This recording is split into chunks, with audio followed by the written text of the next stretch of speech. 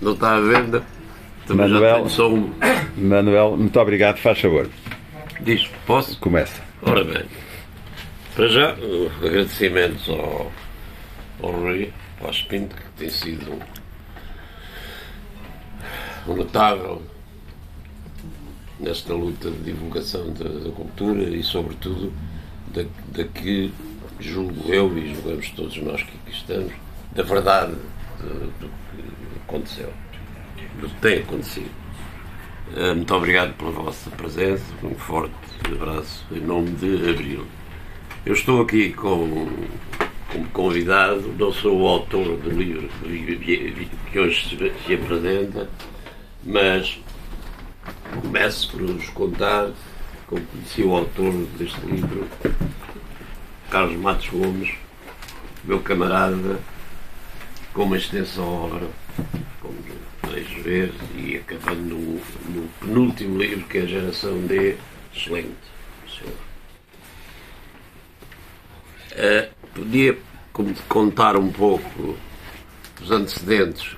Ele era 4 anos mais novo, ele é de 46, eu sou de 42.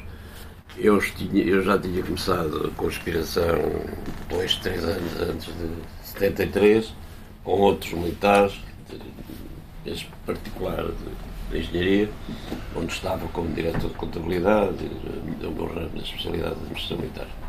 Começámos bastante antes, estive na Capela do Rato, estive no Congresso de Aveiro, apresentei documentos, escrevi coisas já há muitos anos contra o sistema, o regime, sem medo.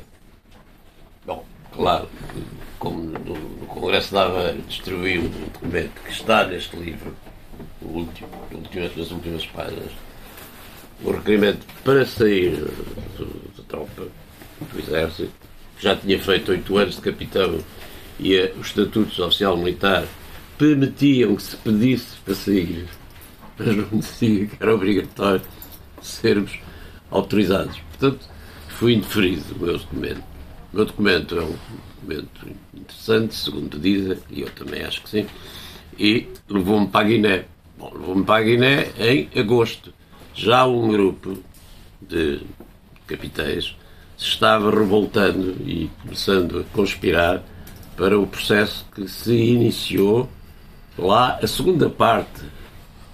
Atenção, a conspiração começou muito antes, eu posso-vos dizer que em 70, ainda hoje conto isto aqui ao Rui, em 1970, em Nacala, eu tive com 10 capitães do meu curso, vários de infantaria, de cavalaria, de engenharia, que já estavam em Lourenço Marques, então, Lourenço Marques, Maputo atualmente, já estavam para regressar a Lisboa, para irem ter com as suas famílias, e que foram recambiados para o norte. Eu, como ia o serviço, tinha que ir a Nacala, que era o porto onde o Niassa, os navios que transportavam tropas militares, e que para Moçambique era uma desgraça, que enquanto em Luanda os militares chegavam e depois estavam os tempos perto de Luanda, a Guiné também, estavam no Comeré, também perto do Bissau. Em Moçambique saiu do barco e iam logo para a guerra. E às vezes havia problemas por causa disso. Não havia, enquanto, como eu te referi, em Angola e Guiné havia ambientação, pelo menos um mês de ambientação, para saber certas coisas importantes e também se habituarem ao clima. Em Moçambique saíam do barco e iam para a guerra. Aliás, até havia um acidente, ainda cá lá havia uma linha de ferro, houve um soldado que se pôs a descansar com a cabeça em cima de um carril e passou-lhe o comboio por cima, capitou. Bom, não vim aqui só para falar disso. Queria dizer é que, por eu ter tido um problema com a polícia em Aveiro, o ministro soube e quis-me castigar. Mas alguém disse, não castigue, faz mais uma vítima. Mande-ir já para a Guiné. E fui para a Guiné, mas não fui já. Ainda consegui. Foi Isto era no princípio de abril, consegui só ir no fim de julho, portanto cheguei em agosto.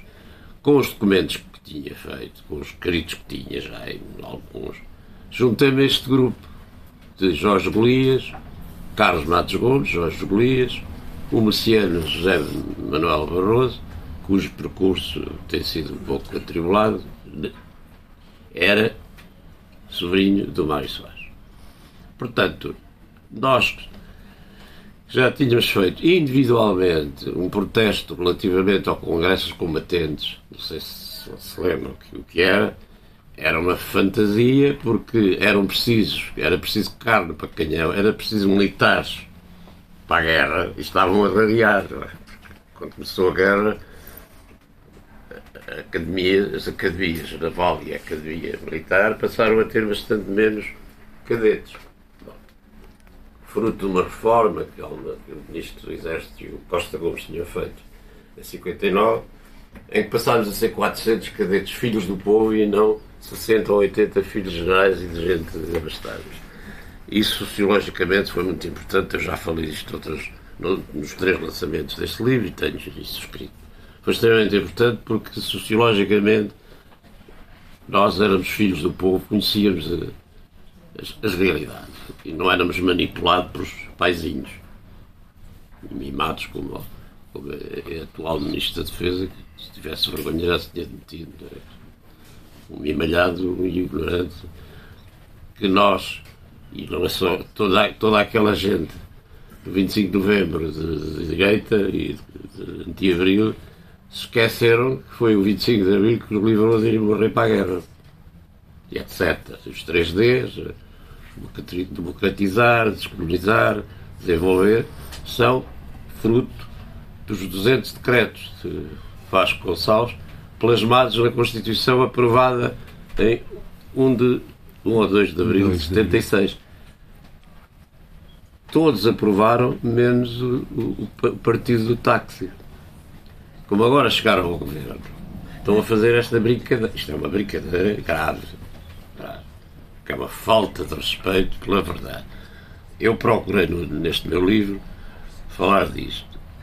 Esta obra, portanto, o processo depois da Guiné começou com o primeiro documento escrito por Carlos Matos Gomes e por Manuel Durão Clemente, não sei se sabem quem é, está aqui, que foi assinado por 51 militares. Ora, nunca tinha havido e há bibliografias e Wikipédias a contar mal isto, até a atribuir a autoria desse documento a outra pessoa, que por acaso também era dos ativistas, mas que não foi ele efetivamente o autor.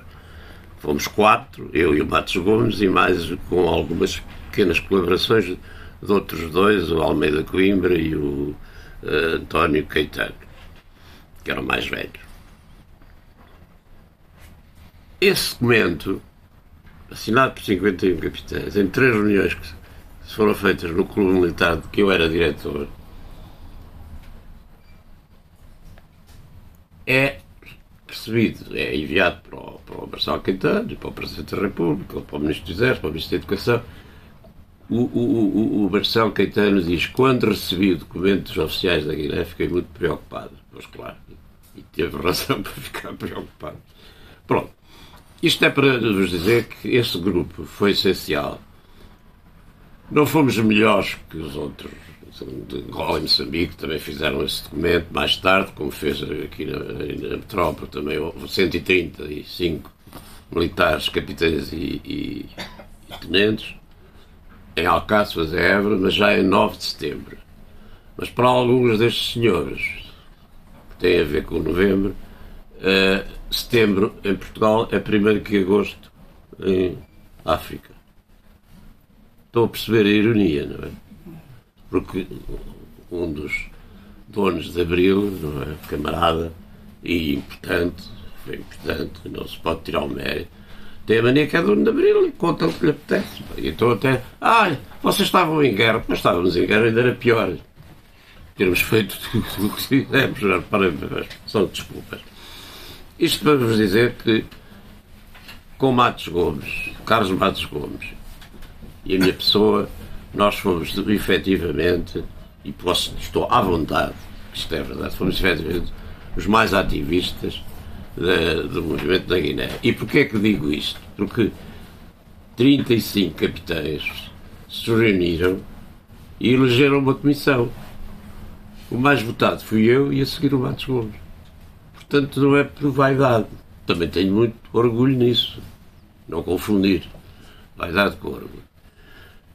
Isto era só para vos dar uma pequena ideia, uma pálida ideia de como conheci Carlos Matos Gomes.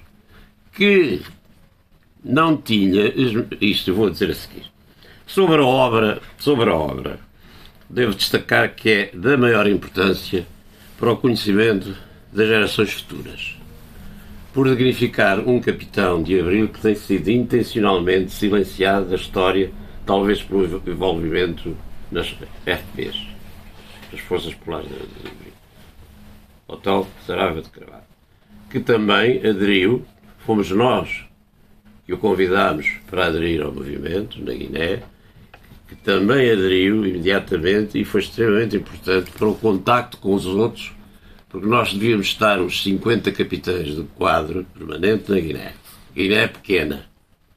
As circunstâncias na Guiné é que nos levaram a agir mais depressa e mais com maior união, porque é mais fácil estarmos num território do tamanho do Alentejo do que estar em Angola e Moçambique, em que os militares estavam longe uns dos outros, não é? Portanto, não é por sermos especiais. Eu tenho um capítulo em que falo disto. É porque, de facto, havia circunstâncias especiais e um grande líder, Amílcar Cabral, que foi morto em 20 de janeiro de 73. Sabem por quem? Os guineenses. Não foi a Pisa, Fernandes. Aliás, foram mortos dois guineenses que, às ordens, eu sei de quem, mas não vou dizer, vale a pena, às ordens do senhor que mais tarde toma o poder, matou o Amílcar Cabral. A partir daí, a China, a União Soviética, a Argélia passaram a ter outra consideração pela guerra na Guiné e passaram a enviar os mísseis terra-ar que deixaram que a aviação nossa funcionasse.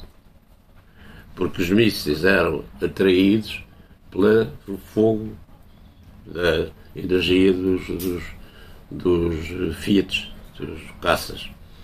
Ora bem, direi que o maior mérito desta notável obra do saudoso Carlos Matos Gomes não é tanto a evidência particular de exaltação amiga do percurso do Hotel Saraiva de Carvalho e até de Salgueiro Maia, mas a profundidade de investigação e das ações e contradições deste herético Hotel, Capitão de Abril, realçadas com mestria. Destaque o brutal ataque à heresia do Hotel e do então Copcon, comando operacional do continente, que representa igualmente um hediondo ataque a todos nós. Este livro fala muito dos ataques, mas esses ataques foram para todos nós que queríamos continuar a abrir. Foram durante o chamado, designado PREC, percurso revolucionário em curso.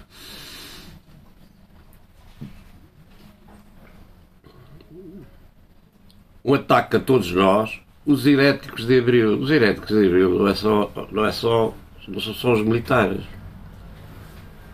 Tanto os civis nas lutas antifascistas e anticolonialistas, como os militares nas voltas, como a de Beja, a de Botelho Muniz e a dos capitães do núcleo da conspiração, no trabalho empreendido até ao dia da libertação, a 25 de abril de 1974, e ao longo de mais de 500 dias, no denominado PEC. Hoje podemos considerar muito clara a forma insidiosa como esse ataque, ou melhor, esses ataques, foram perpetrados e executados desde o próprio dia 25 de abril, com os golpes e contragolpes do próprio António Spínola. O António Spínola é um homem fundamental, com o seu livro, para que uma das 4 fações militares, que eram os hotelistas, os gonçalvistas, os spinolistas e os saudosistas. Eram 4, não eram só 3. É evidente que nós precisávamos dos spinolistas. E os spinolistas aderiram depois do livro do Spínola, Portugal e o Futuro.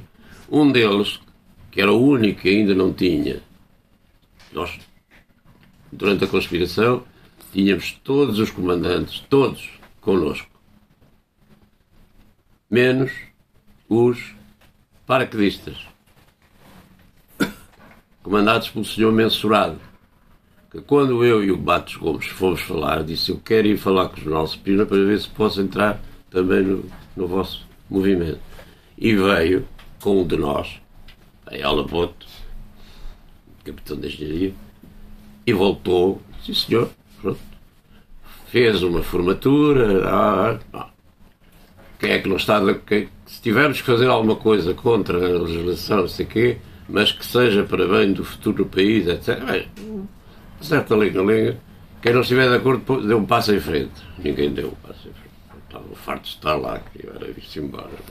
Portanto, passámos a ter todos os comandos, todos os comandantes, incluindo da Marinha, da Força Aérea. Os pilotos estavam sentados, não podiam andar.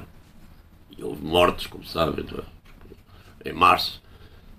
Houve 2, 3, 4 aviões que foram abatidos.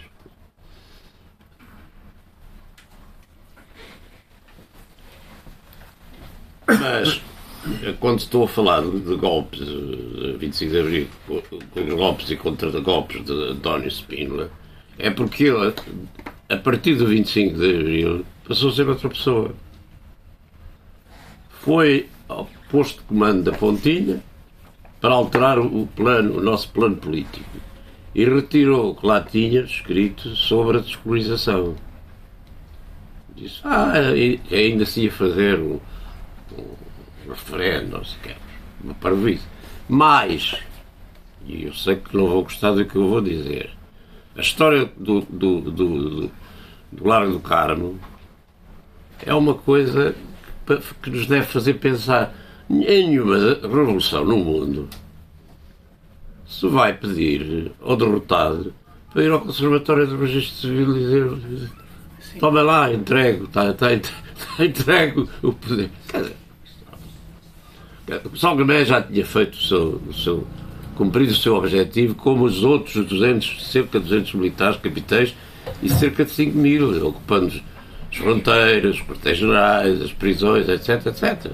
Todos os objetivos de um plano feito não só por Otelo, mas por uma equipa que andou a reunir-se e a conspirar e fez um programa do mudar o país. Um deles, essencial em matéria de transmissões, e deve haver aqui alguns especialistas, foi o recentemente falecido general Garcia dos Santos. Mas não foi só os golpes e contragolpes do António Spínola. Até novembro, com as conhecidas traições contra-revolucionárias da maioria dos militares do Grupo das 9. Eu chamo-lhes medrosos, mas também podia empregar outra palavra parecida. Chamo-lhes medrosos. Encabeçado por Ramalhantes, que quando saiu da televisão, o Carlucci, e este é que é o algoz principal, mandou tirar um curso nato para fazer o 25 de novembro. Agora há aqui cumplicidade também com o Sr. Vasco Lourenço, até com o Sr. Belo Antunes, infelizmente. E para mim o mais importante desta obra póstuma, já referi, do saudoso Carlos Matos Gomes, é sem dúvida o seu excelente e notável conteúdo de investigação, contextualizado, com contextualização histórica, mais do que afirmações pessoais que poderão merecer outro entendimento de cidadãos e de verdadeiros militares de Abril. A primeira dessas afirmações discutíveis está logo na primeira linha do texto de apresentação. Sem Otelo, aquele 25 de abril de 74 não teria existido. aquele. Portanto, aqui pode-se perceber, aquele. Alguns negarão completamente a veracidade desta afirmação, enquanto outros a consideram verdadeira e inequívoca. Outros aceitarão a afirmação como justa, mas essencialmente simbólica. É essencialmente simbólica. Ao enquadrarem num certo anti-sovietismo e mesmo anticomunismo do nosso saudoso autor. Por muito que me custe dizer, Carlos Matos Gomes foi sempre, até poucos anos, até os últimos 4 ou 5 ou 6 anos, anticomunista e antissoviético. Evoluiu. Alguns poderão mesmo aceitar a afirmação como verdadeira, porque o que o Hotel, Sorávez Carvalho e Vasco Gonçalves desejavam para o país e para o bem das populações não divergiam significativamente. E neste livro não é referido isso, quer dizer, não pode ser. Vasco Gonçalves foi tão ou mais herético do que o Hotel. Eu peço, é a minha opinião, portanto, tenho que dizer, estará de acordo quem estiver. Apesar de haver entre os dois alguma discordância programática entre Hotel e Vasco Gonçalves, aliás, há uma carta do Hotel sobre Vasco Gonçalves, bem lamentável, depois da existência do Grupo dos 9 e depois do empurrão que deram a Vasco Gonçalves numa assembleia de tancos. Porque eles de facto não eram assim tão diferentes, desejavam para o país e para o bem das populações, não divergiam, vou repetir significativamente, do movimento popular. Ambos estavam de acordo com o movimento popular. Apesar de haver entre os dois alguma discordância programática e político-ideológica, como bem descreve Carlos Matos Gomes nas páginas 12 a 25 deste livro, para alguns de nós, hotelistas ou gonçalvistas, poderá não existir tão profunda dicotomia entre os objetivos de ambos, porque a heresia não era só de Hotel. A heresia não era só de Hotel. A heresia foi de muitos de nós, militares de Abril, e de muitos civis na luta antifascista e anticolonista, como já disse, empreendida durante 48 anos, que produziram a aprendizagem para a revolta e a libertação. Compreendo o autor, o meu saudoso camarada Matos Gomes, na sua exaltação justa ao camarada Hotel, que podemos aceitar como símbolo de todos aqueles que foram o fermento da conspiração e da libertação desde o início da Guerra Colonial. Quantos militares fermentámos Abril? Não muitos, mas os suficientes. Uma minoria, bem como o autor refere, apoiante, a seguir a 1974, das estruturas do poder popular que foram criadas e alimentadas em nome da democracia real. Porque esta que temos é uma democracia, como sabemos, confiscada. É uma democracia confiscada, não é? Essa minoria já era também constituída por heréticos. Igualmente tão heréticos como a heresia do Hotel, assim terão sido os militares e civis da tentativa insurrecional do golpe da Sé, em março de 59, do assalto ao Paquete de Santa Maria em janeiro de 61, do golpe de Beja em 31 de dezembro de 61 e a tentativa de Botelho Muniz em abril de 62. Também foram heréticos. Não é? Mas voltando ao conteúdo deste notável livro, quero destacar as referências ao documento dos 9 nas páginas 45 e 46, que o Carlos Matos Gomes e o Hotel abominaram. A referência ao golpe de tanques na página 47, a que o autor dá o título "O MFA acabou na Assembleia de Tanques", tem um erro, esta referência. A Assembleia não era do MFA. E há muita gente, historiadores sérios, que se enganam. Fernandes Rodas e o próprio Carlos. Era uma Assembleia do Exército, ad hoc, feita à maioria com militares que tinham acabado de comandos, que tinham acabado de vir de Luanda. E há aqui uma confusão que eu esclareceria e com o Carlos me daria razão. Não era a Assembleia do MFA, Eu era secretário-geral da Assembleia do MFA. Estive lá com o Varela Gomes, que também era da 5ª Divisão, e outros adjuntos, não nos deixaram entrar na Assembleia. Pá, na Assembleia do Exército. Parece que éramos da Marinha. Não, foi de propósito. Foi uma coisa engendrada por Pinheiro de Azevedo, por Vasco, sobretudo por Vasco Lourenço, por Ianes, sempre escondido, até aparecer como o grande homem do 25 de novembro. A referência do livro a Inácio Rezola, que é a presidente das comemorações de 50 anos, mas que vem-se sim por aí fora até agora, também vai fazer um seminário sobre o 25 de novembro, na Gulbenkian, que acabou de me convidar para eu falar sobre novembro. A referência dela, na página 59 e 61, ao grupo militar de ramalhianos, ao plano dos coronéis saudosistas e às organizações terroristas de extrema-direita, como o ELP, MDLP, CODEC, e outras que atentaram contra a liberdade e a democracia da vida. Não fomos nós que andámos a fazer disparates na Revolução, neste prédio. Quem andou a fazer disparates foram estes movimentos. E quem andou a conspirar para fazer o 25 de novembro foi o grupo dos coronéis. Agora, há uns anos, Vasco Lourenço dizia que estava perfeitamente provado e absolutamente provado que eu tinha entrado no golpe do Partido Comunista. Claro. Agora já não. Agora já não. Afinal, já não houve golpe do Partido Comunista, como diz o Xarais e bem, nem dos militares paraquedistas, que tinham sido despedidos pelo idiota do chefe de Estado-Maior da Força Aérea, Moraes e Silva, que é do meu curso e que sempre foi idiota, não é? Eu estou à vontade de dizer isto. Foi sempre idiota, já na Academia Militar, comigo era idiota, portanto, não podia deixar de não ser, em que o próprio, portanto, despediu quase 3.000 paraquedistas que tinham um contrato com os marinheiros e os fuzileiros. Não eram soldados da circunscrição, eram militares como os operários de uma fábrica.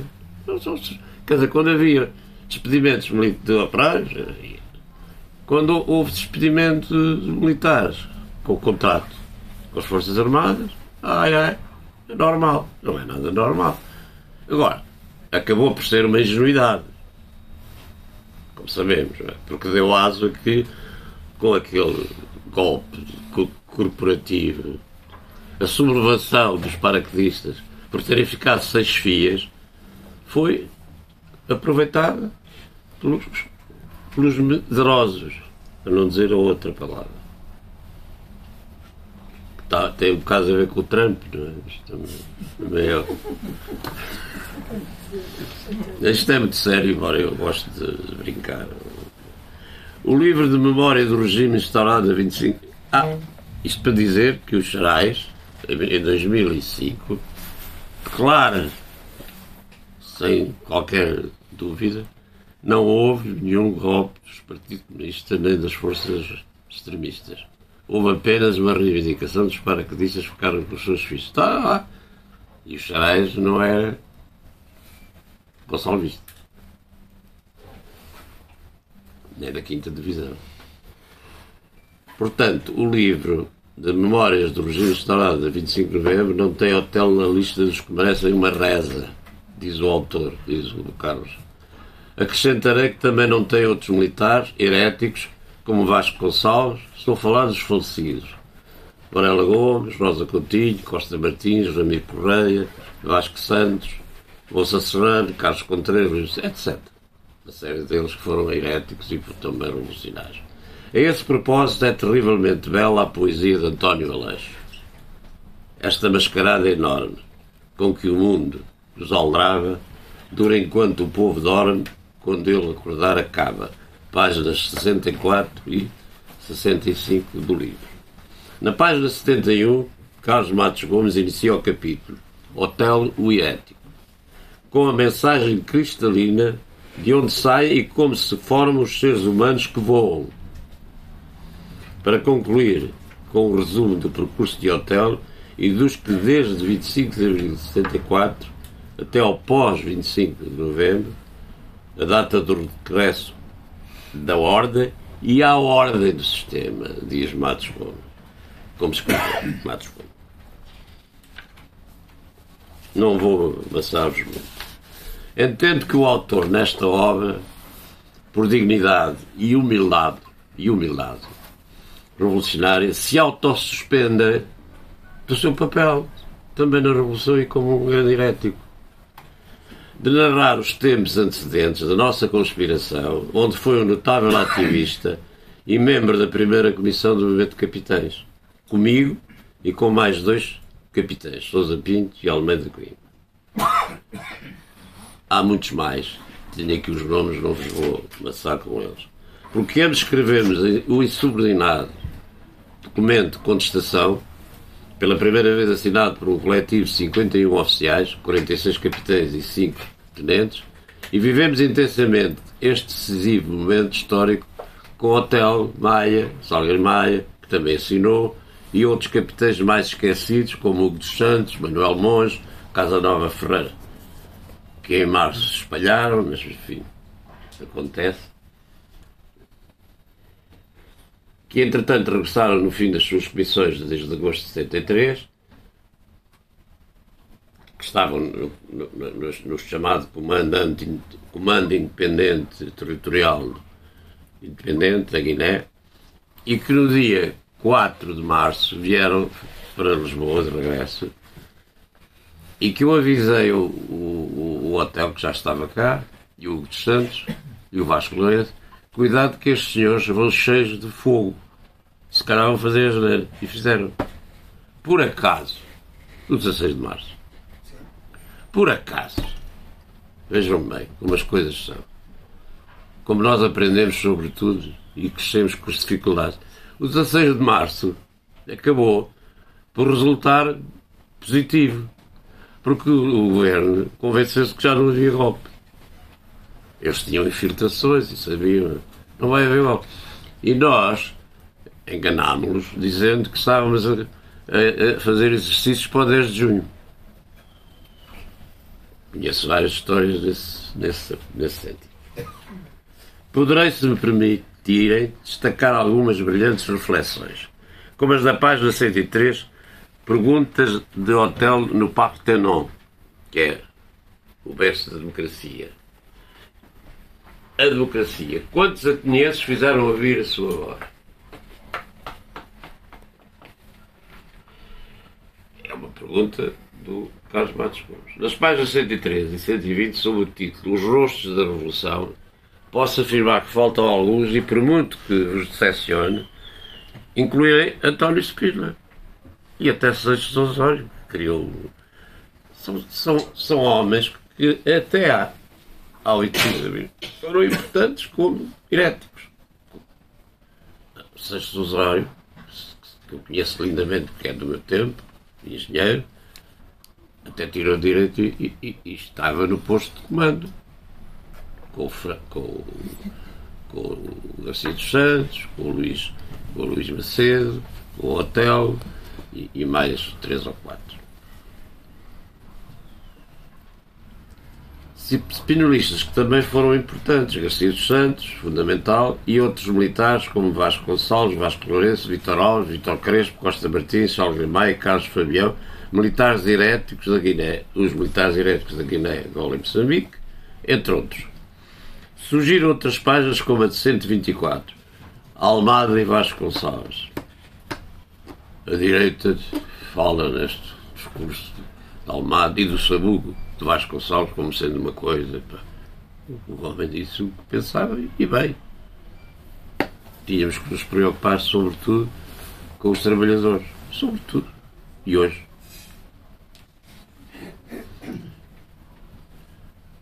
O projeto esquerdista, o chamado Projeto Global, que era apadrinhado pelo nosso querido Otelo. E na página 157, Carlos Matos Gomes escreve: o porco e o leão. O porco há de ser porco, ainda que rei dos bichos. O faça cortesão pelos bons caprichos. É do nosso querido Bocage. Todo revolucionário que luta pela liberdade verdadeira e não confiscada, todo o que luta pela igualdade social de género, pela fraternidade e solidariedade, por uma sociedade mais justa, é um herético. Uma revolução ou qualquer coisa assim, da página 188 a 184, ou 184 a 188, e todas as páginas de 209 a 213, em que o autor, com toda a sua sabedoria, bem, significa o que é heresia. Matos Gomes foi o herético, talvez mais do que Otelo. Posso-vos dizer.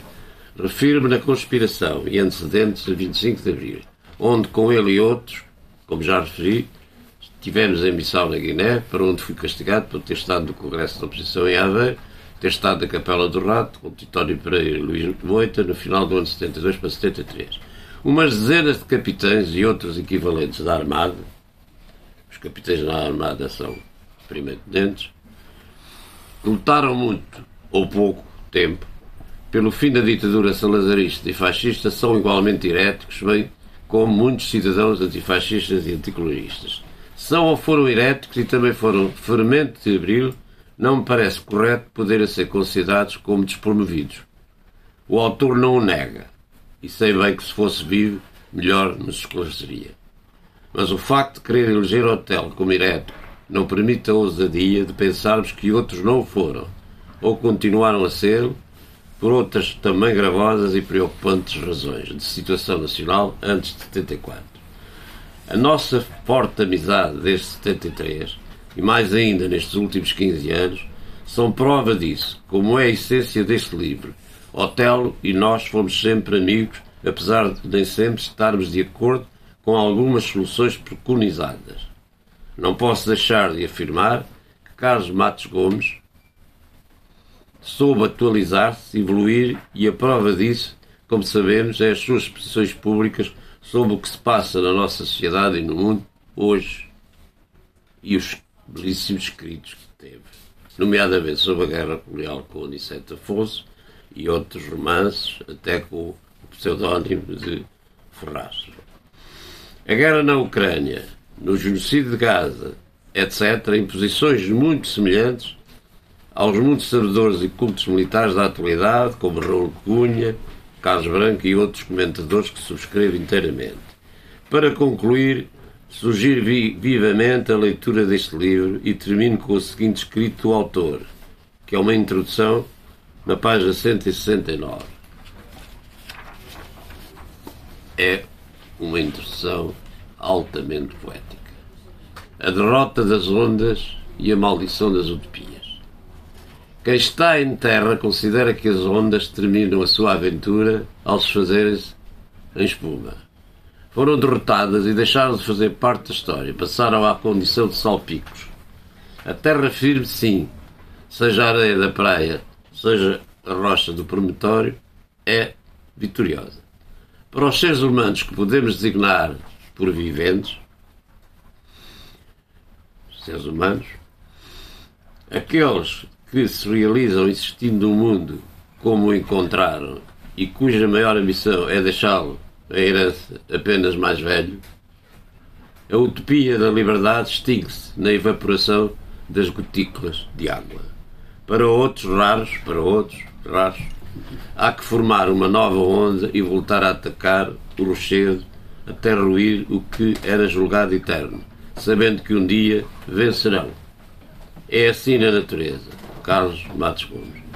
Saibamos continuar a ser heréticos contra o sistema que nos oprime, sem nunca perdermos a esperança de que outro mundo é possível. Muito obrigado.